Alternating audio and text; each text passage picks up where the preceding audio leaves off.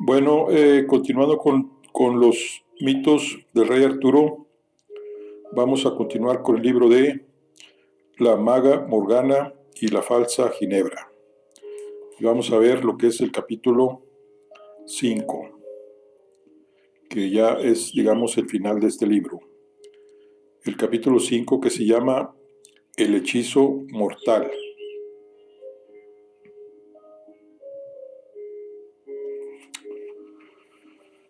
Bueno, el hechizo mortal. Las leyendas ceban la verdad y enmascaran la ignominia. Arturo lo sabía bien, pues había protagonizado muchas gestas legendarias, más cuando tuvo ante sí a la bestia del bosque salvaje, supo que esta vez las habladurías y rumores no habían sido alimentadas en demasía. Era un monstruo atroz y sanguinario, el berraco salvaje más grande que había visto nunca, dotado de unos colmillos grandes como puñales de caza y de la agudeza propia de un animal de presa. Atacó por sorpresa a la partida de cazadores cuando caía sobre ellos un soberbio aguacero, con tal saña que mató a 3 hombres en la primera embestida. Era imposible verlo venir en el denso follaje, bajo la inclemencia lluvia, y Arturo dio la orden de que desenvainaran sus armas, recogieran a los caídos y emprendieran el regreso, sabiendo de que nada podrían hacer en aquellas circunstancias salvo perder más compañeros. Antes de que los siervos pudieran hacerse cargo de los muertos, el montaraz que los guiaba gritó y fue arrollado por la bestia. Esta vez Arturo tenía la pica en la mano y el corazón colmado de furia por la muerte de los suyos. Con los ojos fijos en su errática cometida, no permitió que sus colmillos bebieran más sangre humana. En el momento preciso, picó espuelas y lanzó a su caballo hacia adelante. Venciendo el pavor que el monstruoso animal inspiraba, le atravesó el duro lomo con su pica hasta alcanzar el corazón.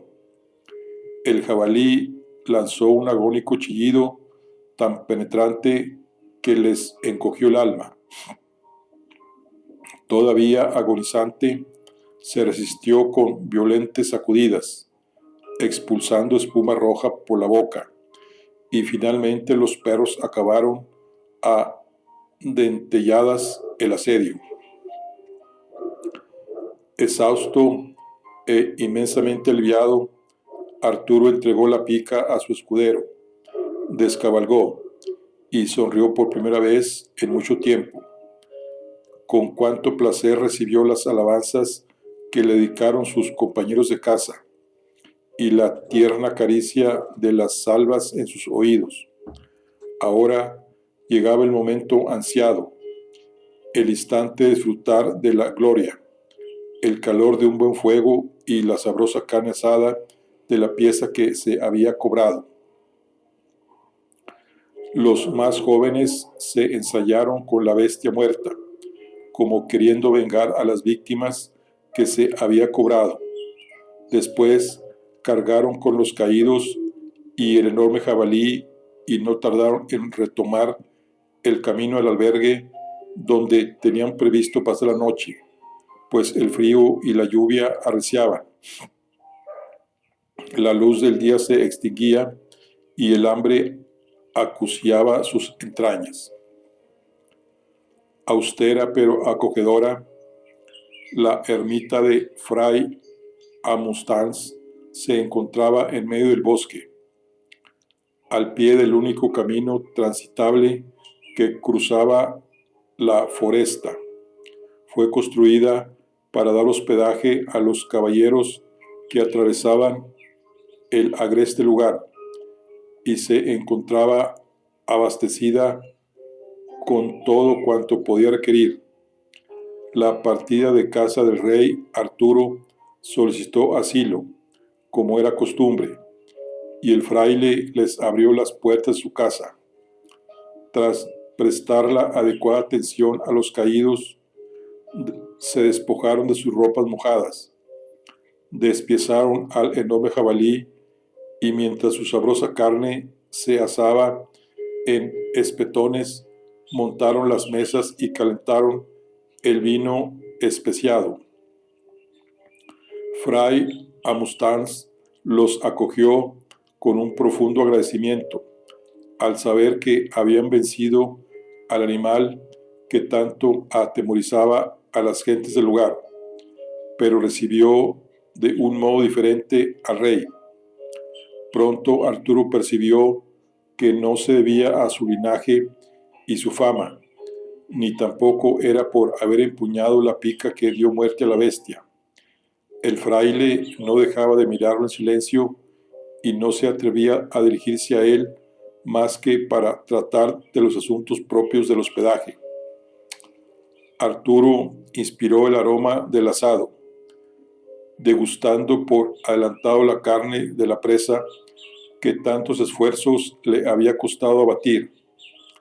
El cortador de carne le ofreció el primer pedazo, como bien merecía, por haber acabado con la bestia, y todos volvieron a corear su nombre. Henchido de gozo, Arturo devoró con ansiosa avidez la carne del jabalí que había cazado y brindó con cerveza con sus compañeros. La bestia del bosque salvaje constituyó un gran banquete para todos los miembros de la partida, que comieron y bebieron hasta saciarse, y antes de llegar la medianoche cayeron rendidos, desperdigados por el suelo, durmiendo satisfechos con el estómago lleno y la sangre caliente. Al contemplarlos, Arturo se dio cuenta de que en realidad todos aquellos hombres no eran sino desconocidos para él. El deleite de la cacería y la satisfacción de los honores recibidos fue apagándose como las llamas del fuego. Aquella victoria sabía a cenizas, pues no estaban ahí sus amigos con los que su corazón realmente hubiera querido compartir la gesta. Solo el fraile permanecía despierto para cumplir con sus oraciones nocturnas. Tomad asiento a mi lado, Fray Amustans, solicitó Arturo. Me siento solo esta noche. El fraile miró con cautela a su alrededor, como para asegurarse de que todos dormían profundamente, y le desveló con voz queda: Conozco el origen de vuestra aflicción, mi señor. En su divina providencia ha querido Dios traernos hasta mí. Parece que pueda aliviar vuestro dolor y en mi humildad pueda ayudaros a librar de la condenación a todas las almas de este reino. El viento sopló con fuerza huracanada fuera del refugio, y Arturo lo miró con asombro.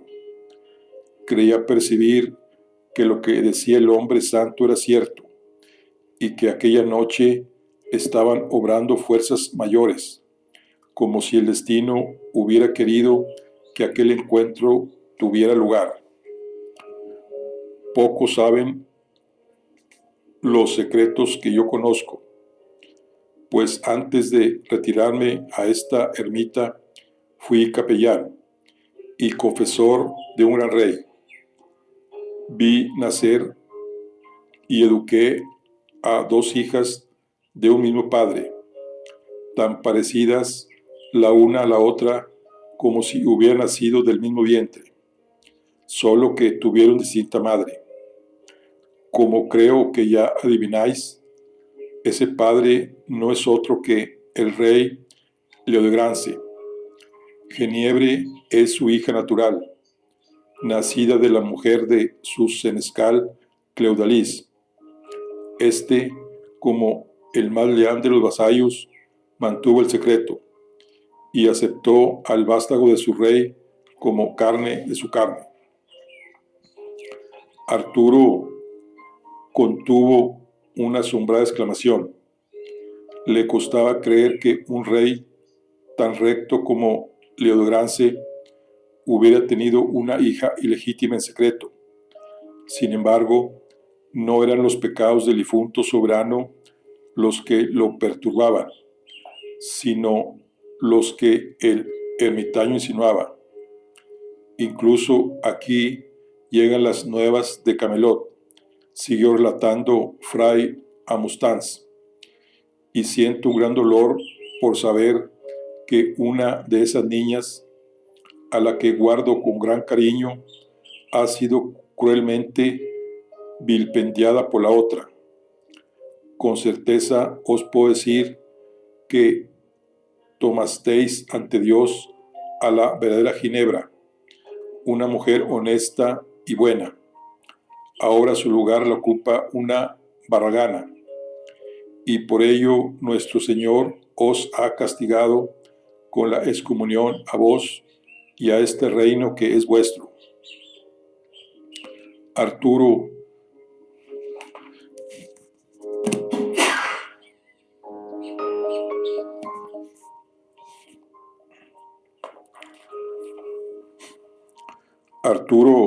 se cubrió el rostro, negándose a aceptar la enormidad del error que el fraile sugería. Todos los nobles de Cameler juraron que era mi legítima esposa, y así también lo siente mi corazón, se defendió. Pero nada como vuestro testimonio, salido de la boca de un honesto hombre de Dios, me hace dudar como dudo ahora, y me aterra pensar que quizá el corazón ha velado la razón. No os lamentéis más y reservad vuestras fuerzas para reparar el daño, lo amonestó el fraile. Profundamente alterado por la confesión del fraile, Arturo se retiró a tratar de descansar, pero ni el sueño ni la calma aceptaron visitarlo. No solo lo asediaban las dudas y los remordimientos. Al poco rato comenzó a sentirse verdaderamente indispuesto, y lo que comenzó como una desazón no tardó en convertirse en un agudo dolor que le partía el vientre. Entre sudores y mareos, Arturo llamó a voz al fraile, seguro de que aquel era un castigo divino por la injusticia cometida, y que ya no cabía salvación para su cuerpo ni para su alma, pues moriría excomulgado. Pero Fray Amustans no fue a auxiliarlo. Enfebrecido y delirante, le pareció que las puertas del albergue se abrían por la fuerza y dejaban paso a un ejército de sombras que danzaban a su alrededor, enviados de Satanás, dispuestos a conducirlo a los infiernos. Sus compañeros de cacería despertaron ante su presencia y lanzaron espantosos alaridos. Vio espadas relampaguear como rayos, llover sangre ante sus ojos y miembros cercenados caer al suelo. Sin embargo, él no podía levantar un dedo, atenazado por una debilidad que le impedía moverse. No podía sino retroceder de dolor, apresado por su propio tormento. En uno de sus últimos momentos de lucidez, le pareció ver ante él a su hermana Morgana. Quiso acariciar su cabellera encarnada, esos rasgos que le hacían parecer un hada, tan hermosos como desconcertantes. «¿Eres tú, en verdad?», balbuceó con hálito exangüe. «¿Has venido a salvarme de los infiernos?». La negrura se cernía sobre él. Arturo trató de resistirse al lóbrego abrazo y ella le apretó con fuerza las manos para retenerlo a su lado. «Sí, he venido a salvarte», le contestó ella con la mirada enturbiada por las lágrimas. «No puedes morir. No lo permitiré».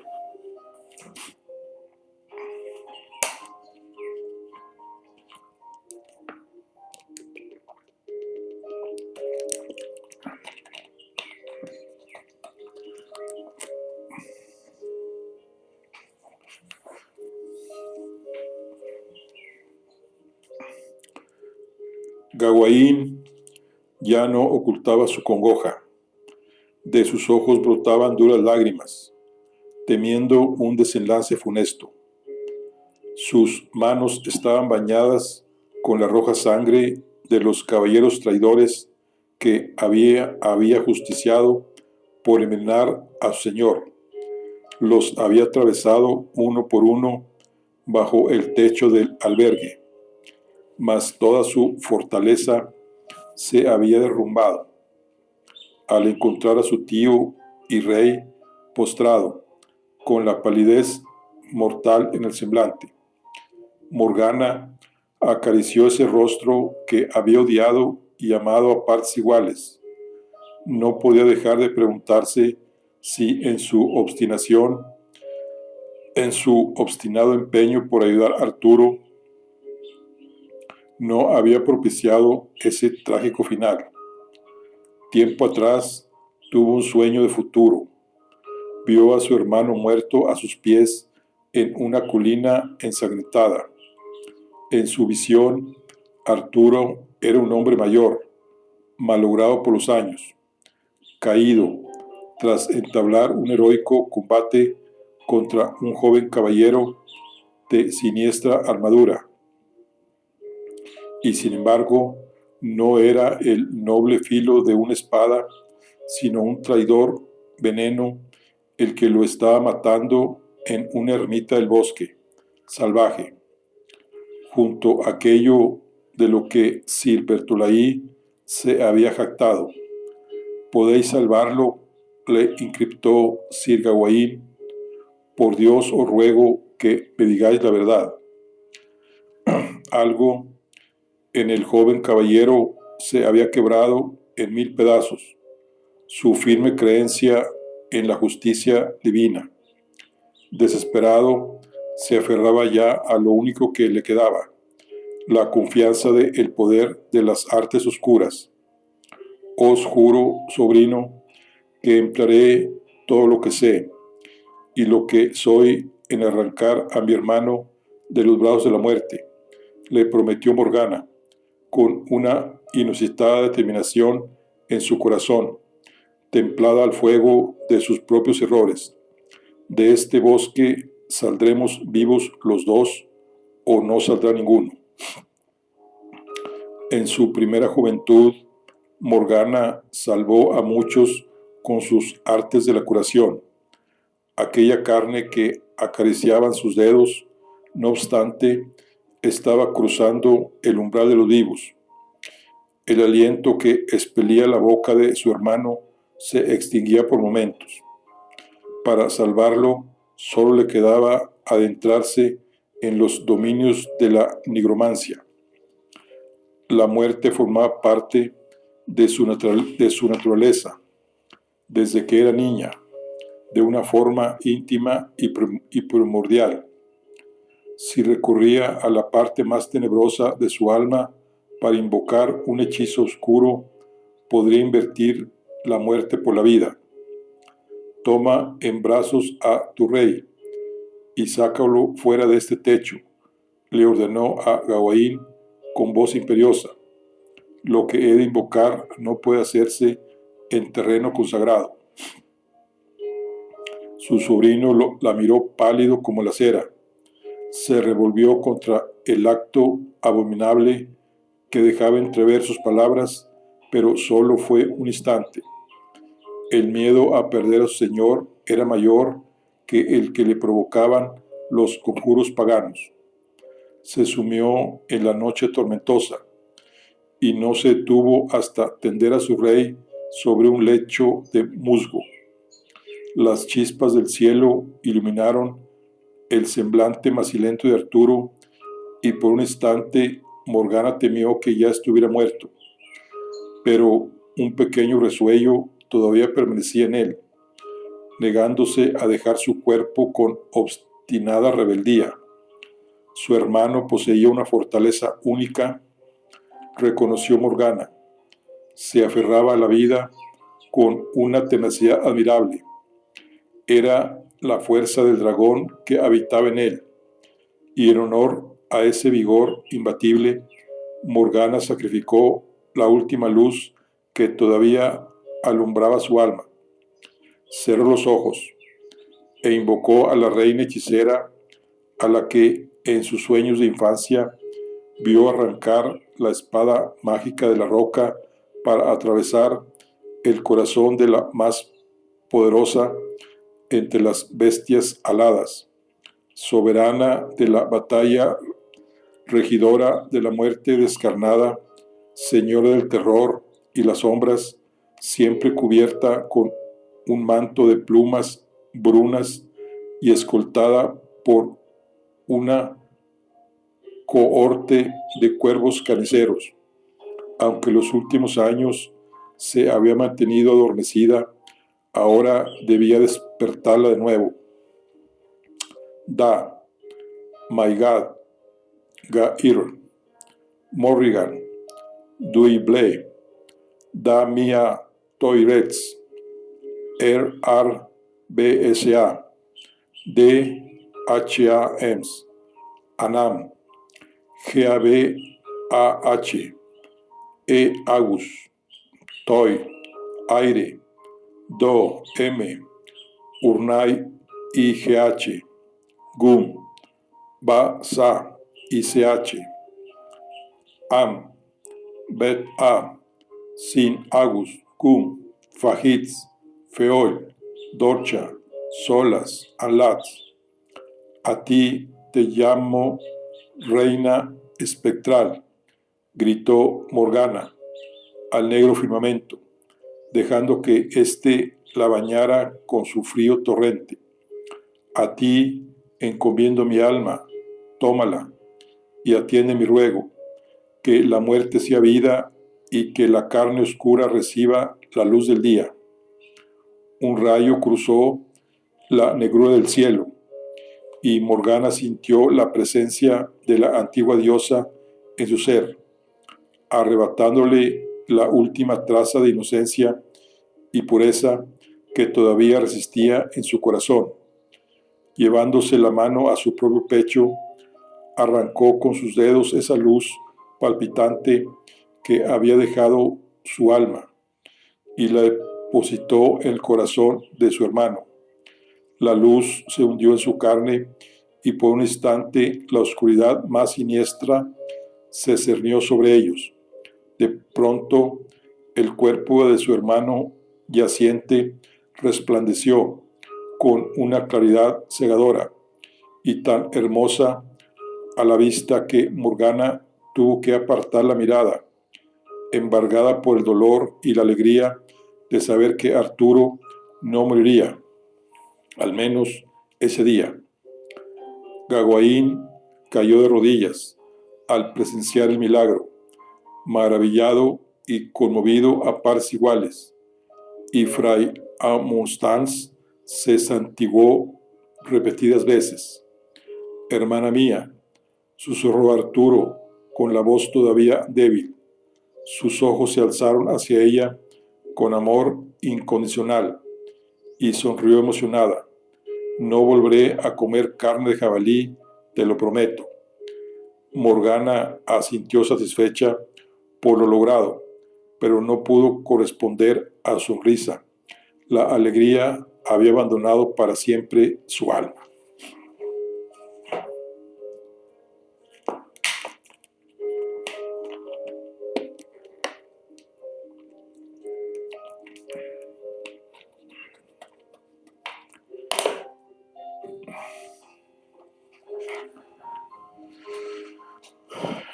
Arturo todavía necesitó 3 días más para recuperarse y ser capaz de subirse de nuevo a una montura. Cuando por fin regresó a Camelot, Sir Bertolaí había expirado, y aquella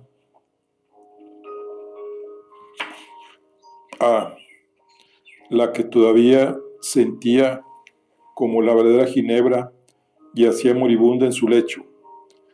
En su corazón permanecía intacto el ardiente amor que le profesaba y la loca esperanza de que las advertencias del fraile fueran inciertas. Cuando entró en su alcoba, lo embargó una profunda náusea. Tal era el hedor que emanaba de ella.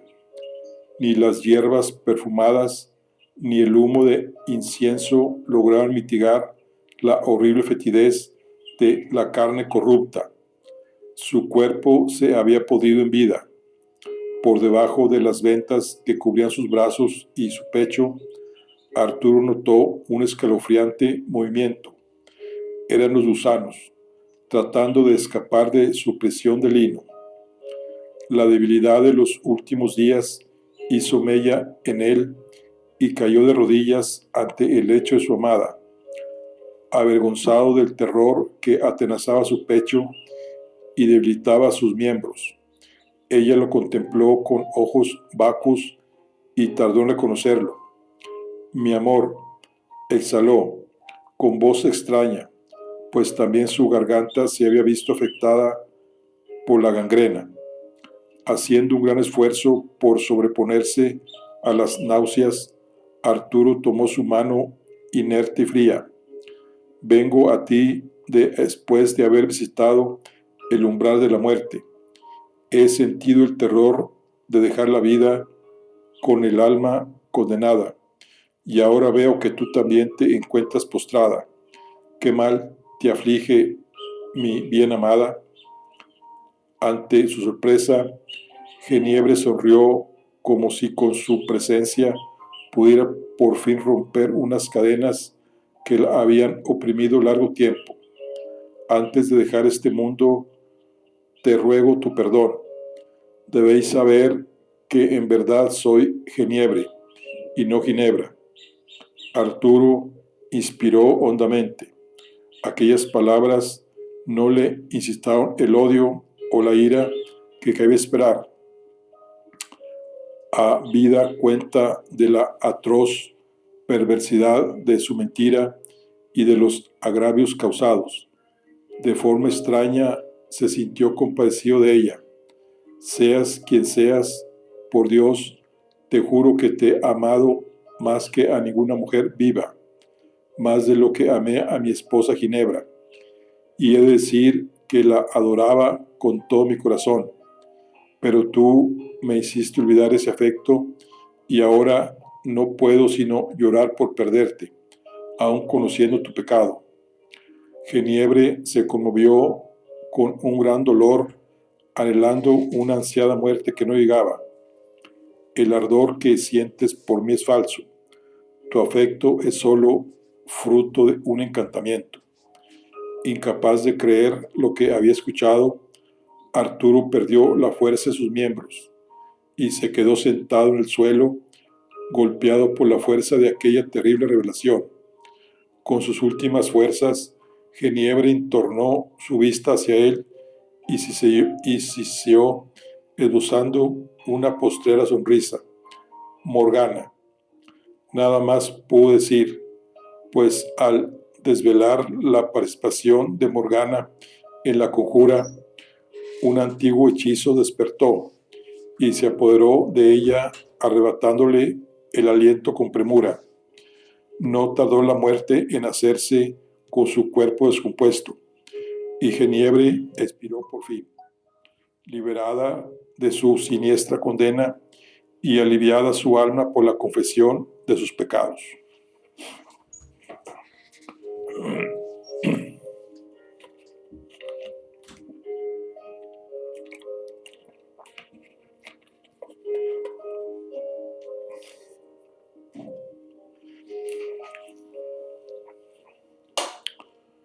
Cuando Morgana fue llamada a acudir a la presencia de su hermano y rey, éste todavía velaba el cuerpo de la infeliz doncella. Habían abierto puertas y ventanas para tratar de mitigar el olor de la corrupción, y el humo del incienso envolvía toda la estancia.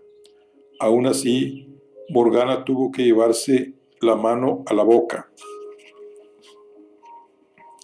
ya que sabía lo que su hermano iba a decirle.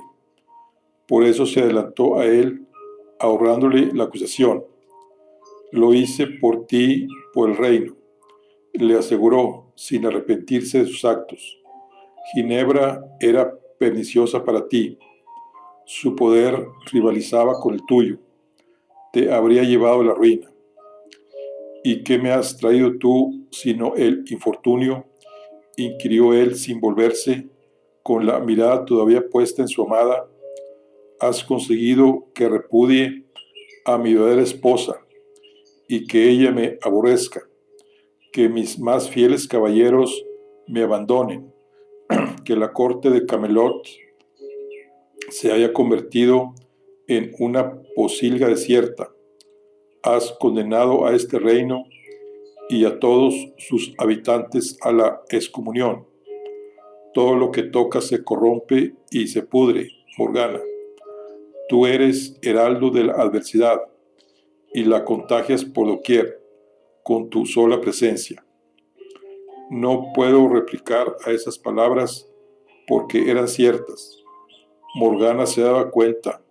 El siniestro halo que la rodeaba impregnaba la oscuridad todo cuanto tocaba. Mereces mucho más que la muerte por todo lo que has hecho, por lo que me has hecho, pero no te daré un castigo tan sencillo y rápido. Quiero que te remuevas en tu propio veneno, que te lamentes por el amor sincero que te profesaba y que ya has perdido para siempre. Te repudio, Morgana, te expulso de esta corte, de este reino y de mi corazón hasta el final de tus días. Ya no habrá indulto ni perdón posible, y si alguna vez osas regresar, yo mismo te ahorcaré con mis propias manos. No quiero saber más de ti. Aquella hermana a la que tanto amé ha muerto. Morgana cerró los puños, golpeada por sus palabras. Su rostro se endureció tanto como sus entrañas, y al bajar la vista, su mirada se topó con la sagrada espada que ceñía su hermano, la misma que ella vio en sus sueños, empuñada por la señora de la guerra, la hechicera negra. No sabes todo lo que he hecho por ti, todo lo que he sacrificado. No eres más que un desagradecido, un rey pusilánime y timorato, siempre ávido de consejo, inseguro en sus sentencias. No mereces ese filo que portas en la cintura, mas un día alguien más digno que tú vendrá a reclamarlo y te lo arrebatará sin remedio. Con este funesto augurio, Morgana salió de los aposentos y abandonó a su hermano, embargada por el desamor y el resentimiento, con la firme determinación de no volver a poner nunca, jamás, un pie en Camelot.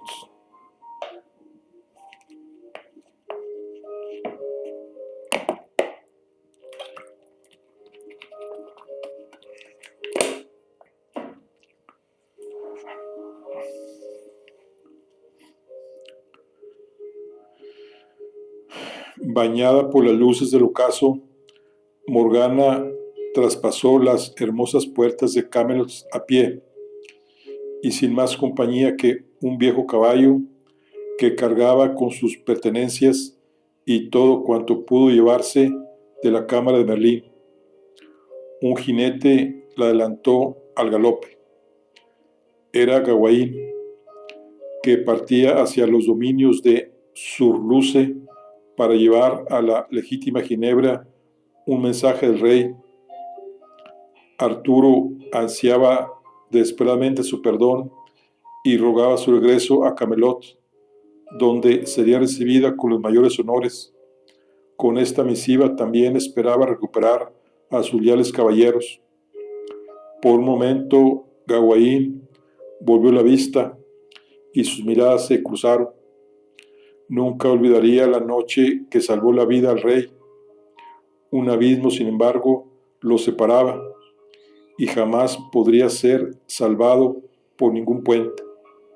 Morgana pronto lo perdió de vista y recibió con alivio la llegada de la noche. Su viaje se prolongó durante semanas porque sus pies caminaron sin rumbo, dejando que el albur los guiara. Una mañana lluviosa, Morgana se encontraba en una encrucijada. El camino que se abría a la izquierda entre peñas y páramos pedregosos la llevaría a Goré, al reino de su esposo Urien, donde quizá podría reencontrarse con su hijo Ivaín. Su corazón latió con fuerza con el pensamiento de convertirse por fin en la madre que nunca había tenido la oportunidad de ser. Su esposo no podía repudiarla, no tenía argumentos para hacerlo, ya que nunca llegó a saber de su infidelidad.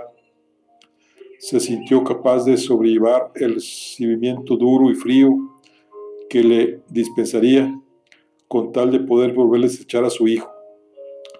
A la derecha se abrió un sendero más amable entre lomas y arroyos que conducía a un valle de bosques salvajes. Ahí podía reconciliarse con su espíritu pagano. De frente había un tercer camino. Un jinete avanzaba cabizbajo bajo la lluvia, como si nada le importara en aquel mundo. Unos campesinos más adelante se habían santiguado, creyendo que se trataba de una aparición, un espíritu regresado a la tierra de los vivos, pero era muy real y Morgana conocía bien su nombre. Encontraste por fin en Surluce la felicidad que anhelabas, Graelens. El caballero levantó la vista, sorprendido de escuchar su nombre en un paraje tan inhóspito. Sus cabellos rubios caían lánguidos sobre su rostro y se asombró todavía más al reconocer a Morgana en aquella encrucijada solitaria. Verte aquí solo puede significar que Ginebra ha concedido el perdón al rey y que regresará a Camelot, asumió ella. Verte aquí solo puede significar que Ginebra ha concedido el perdón al rey y que regresará a Camelot, asumió ella. El silencio del caballero de Cameler le dijo más que si le hubiera contestado con palabras, y finalmente admitió con voz ronca: en las islas de Surluce encontré el gozo que siempre anhelé, confesó con un agrio pesar. Por ello fue tan cruenta la herida cuando la reina otorgó el perdón a su esposo. No puedo permanecer más a su lado. Ahora soy un alma errante, desposeído de hogar o de anhelos. Eres un hombre libre, Graelens. lo contradijo Morgana. Puedes emprender un nuevo camino y ser dueño de tu destino. Aquellas palabras llevaban implícitas una proposición que Morgana no se atrevió a pronunciar de forma abierta, una nueva realidad que Gralens no había considerado hasta ese instante y que zarandeó su espíritu doblegado. Tienes razón, Morgana, soy libre de vivir una nueva vida, le contestó él, pero no será a tu lado.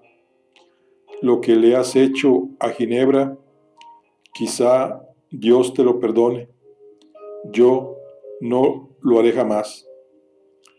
Dicho esto, el caballero de Camelers reanudó su camino con el alma vencida, dejando a sus espaldas un corazón pisoteado y hundido en el lodo de la encrucijada. Fin. Bueno, aquí concluimos nuestro libro de La maga Morgana y la falsa Ginebra. Ya nada más para concluir, viene aquí el compendio, que viene el mapa de Britania, el árbol genealógico, los símbolos y lo que es el compendio. Aquí nomás en el árbol genealógico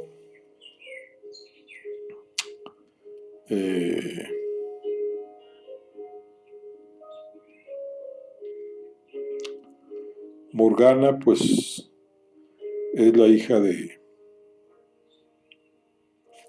viene aquí, Gorlois de Tintagel. Bueno, viene Constance, Mainés, Pendragón, Uther, Ingrain, Gorolis, Cleudalis, Ana Linde, Leodegrance, Prengain, Geniebre, Lanzarote, Ginebra, Arturo, Morgause. Bueno, ok, aquí en el compendio vamos a ver qué dice aquí. ¿Quién es el Bertolaí? Ahora desposeído de tierras y de su honra, Bertolaí se ganaba la vida a duras penas vendiendo su espada a cambio de causas turbias, o reclamando deudas a pobres desgraciados. Ni su habilidad ni su fuerza eran las de antes. Sus brazos se resentían, sus viejos huesos crujían, a veces no podía sostener su acero sin que le temblara la mano. Caballero que conspiró con Geniebre, media hermana de Ginebra, para que suplantase a la reina y se convirtiera en esposa de Arturo. Pretendía vengarse así del rey de Logres por su pasividad ante el trato injusto al que años atrás la sometió el rey Leodegrance, cuando mató por honor a un hombre de su corte y el monarca lo condenó a morir.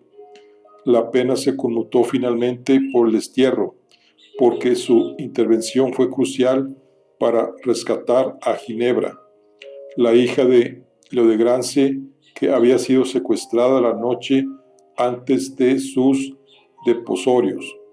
Desposeído desde entonces de una vida respetable como caballero, Bertolaí no dudó en dar rienda suelta a sus ansias de venganza. Cuando una interesada Morgana lo persuadió de que su lugar se hallaba junto a aquellos que intrigaban contra Leodegrance. A pesar de su avanzada edad, Bertolaí es designado en los textos medievales como el mejor caballero de Camelers, pero este apelativo solo se refiere a su habilidad con las armas, pues no era un personaje de carácter afable. Se ha apuntado que quizá Bertolai puede identificarse con Sir Berthelot de Thomas Malory, el hermano de Breus el Despiadado, que lo acompañaba a menudo en sus aventuras. Camelot. Desde el día de su coronación y especialmente desde que instauraran en Camelot la nueva capital del reino, había comenzado una nueva era en la que los caballeros de la mesa redonda no solo rendían una ferviente y leal pleitesía a su rey, sino especialmente a su reina. Capital del reino de Logres, levantada por Arturo tras ser coronado rey, donde el monarca residía habitualmente y tenía su corte. Esta se emplazaba en el castillo de Camelot, una estructura colosal y magnífica que se alzaba sobre una colina suave. Sus encumbrados y relucientes muros abrazaban en su interior una miríada de construcciones de distintos tamaños y a diferentes alturas, coronadas por torres tan altas que parecían arañar el cielo. A sus pies se extendía la villa, que estaba repleta de edificaciones dispares, de gente y de ruido, pues no en vano era uno de los lugares más ricos y prósperos de Inglaterra. Desde que Arturo impuso la paz en su reinado, no faltaba la comida ni la bebida, y en la corte se propagó un ambiente de despreocupación y ligereza que amenazaba con ser el germen de su destrucción. La ciudad es mencionada por primera vez por Chantains de Troyes en su Chevalier de la Charrette, pero hasta ahora no se ha conseguido fijar su ubicación concreta, pues aunque los relatos la sitúan en algún lugar de Gran Bretaña y en ocasiones se asocia con ciudades reales, nunca llega a revelarse su situación exacta. También la derivación de su nombre es un misterio, puesto que en los textos medievales aparece con diferentes grafias. Algunos autores han sugerido que podría tratarse de una derivación de Camblans, lugar donde Arturo libró su última batalla, o de Cabalón, un topónimo que derivaría de Avalón.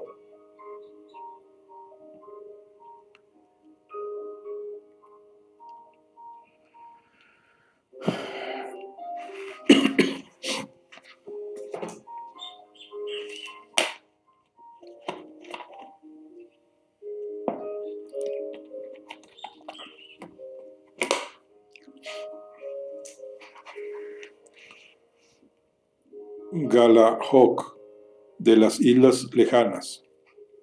Cuando Ginebra abandonó los campos de Camelot, no lo hizo sola. Graelens conducía su montura de la brida, y junto a ellos cabalgaban el duque Galahot de las Islas Lejanas y muchos de los caballeros fieles a Arturo, que habían roto su lealtad en pro de su reina y la escoltaban con honor camino de su destierro.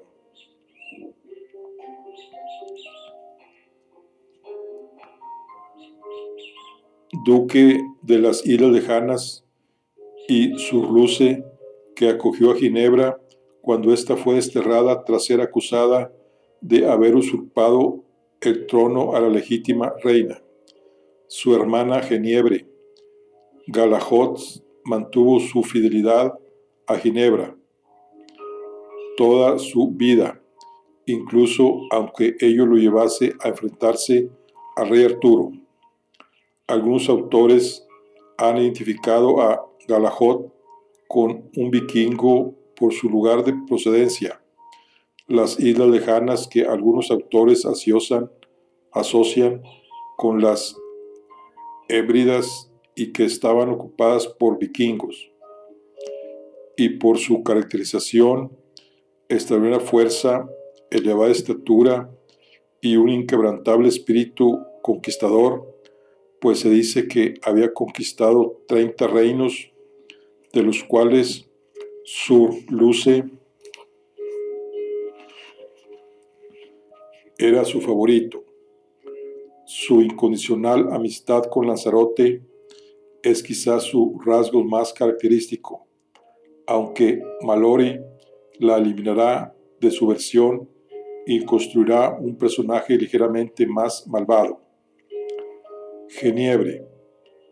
Desconcertada por la visión, Geniebre se incorporó en su lecho, que no era más que un duro catre apenas aliviado con un cobertor de lino y paga prensada.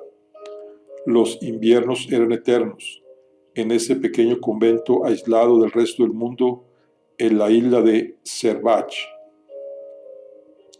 Hija bastarda del rey Ledogrance de Camelers y Analinde, la esposa de su senescal, Cleudalis, que trató de usurpar la identidad de su media hermana para gozar de los privilegios que durante años le habían sido velados.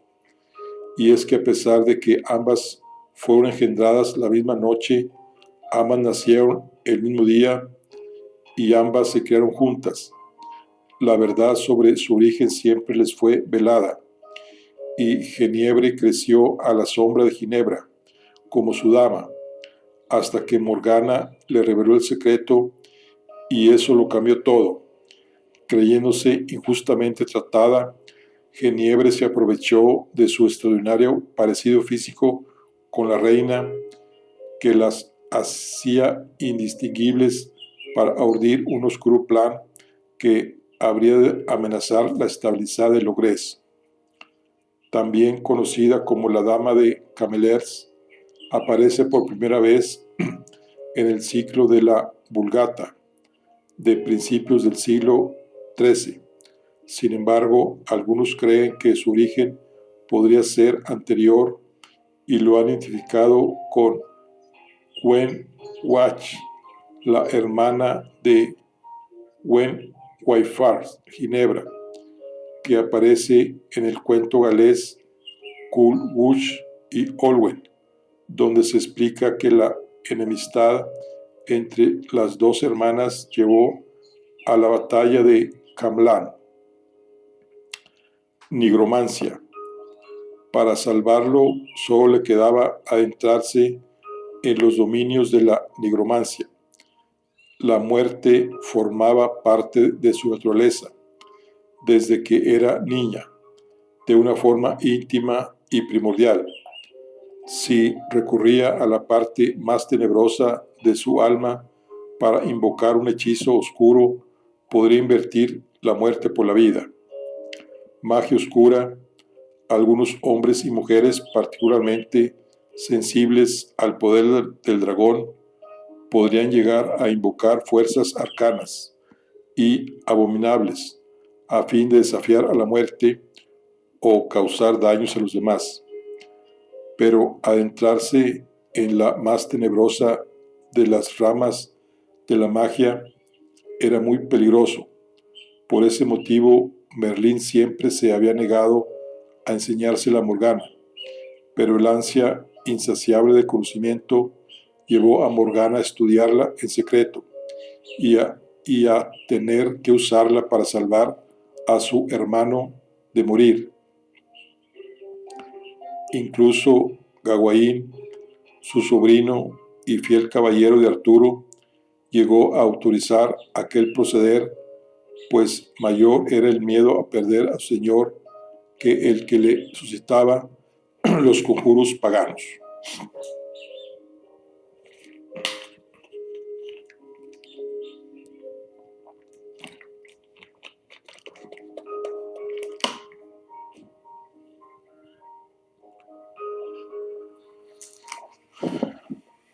La nigromancia se englobaba en el conjunto de las artes mágicas, cuyo origen temprano estaba relacionado con el chamanismo.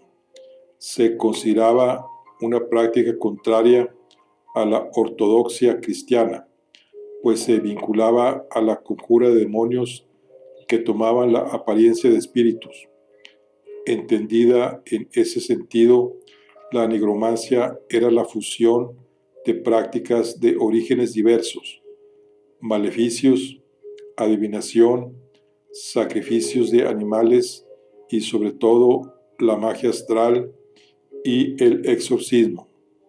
Algunos de estos elementos se remontaban al paganismo grecorromano o germánico, y sus rituales asociados pueden ser sumamente elaborados e incluir círculos mágicos, talismanes y encantamientos. Bueno, este es el final de lo que es el compendio y del libro. Entonces aquí concluimos el libro de La Maga Morgana y la Falsa Ginebra. Nos vemos en la siguiente. Hasta luego.